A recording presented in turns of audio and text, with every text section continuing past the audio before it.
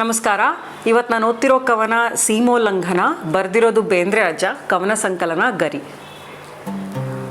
ಹೋಗೋಣ ಬಾ ಇನ್ನು ಸೀಮೆಯನ್ನು ದಾಟಿ, ಪಂಗಡವ ವಿಂಗಡಿಸಿ ಕೆಟ್ಟು, ಸಂಗಡಿಸಿ ಕೂಡಿರುವ ಬಾಳುವೆಯ ಗುಟ್ಟು, ಕಂಗೊಳಿಸೆ ಹಾಗಿರುವ ಬಿರುದನ್ನು ತೊಟ್ಟು, ಹೋಗೋಣ ಬಾ ಇನ್ನು ಸೀಮೆಯನ್ನು ದಾಟಿ. ಇಲ್ಲ ಸಲ್ಲದ ಕಾಲ ತೊಡರುಗಳ ಕಡಿದು, ಬಲ್ಲವರು ತೋರಿರುವ ಹಾದಿಯನ್ನು ಹಿಡಿದು, ಎಲ್ಲರೂ ಒಂದಾಗಿ ನಡೆದು, ಹೋಗೋಣ ನಾವೆಲ್ಲ ಸೀಮೆಯನ್ನು ದಾಟಿ.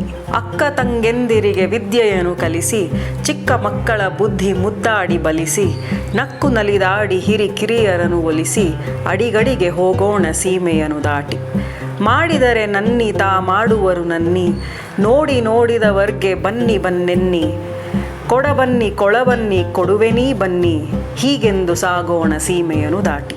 ಹಿಂದಿರುವ ಹಗೆ ಈಗ ಅಂಗಾರವಾಯಿತು, ಮುಂದಿರುವ ಗೆಳೆತನದ ಸಿಂಗಾರವಾಯಿತು, ಇಂದು ಮುಟ್ಟಿದ ಪತ್ರಿ ಬಂಗಾರವಾಯಿತು, ಹೋಗೋಣ ಬಾ ಇನ್ನು ಸೀಮೆಯನ್ನು ದಾಟಿ.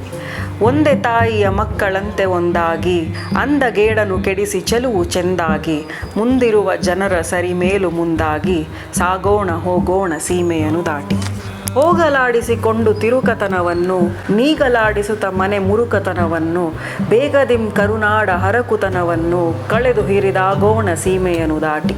ಪಡುವಣದ ಶಕ್ತಿಯಲ್ಲಿ ಮೂಡಣದ ಭಕ್ತಿ, ಬಡಗಣದ ಭುಕ್ತಿಯಲ್ಲಿ ತೆಂಕಣದ ಮುಕ್ತಿ, ಒಡನೊಡನೆ ನೆರೆ ಬೆರೆತು ಹೊಸತಾಯ್ತು ಯುಕ್ತಿ, ಹೀಗೆ ಇಡಿಯಾಗೋಣ ಸೀಮೆಯನ್ನು ದಾಟಿ.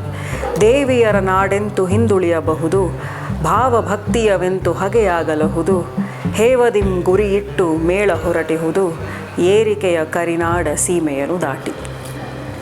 ಸೀಮೋಲ್ಲಂಘನ, ಬೇಂದ್ರೆ ಅಜ್ಜ. ನಮಸ್ಕಾರ.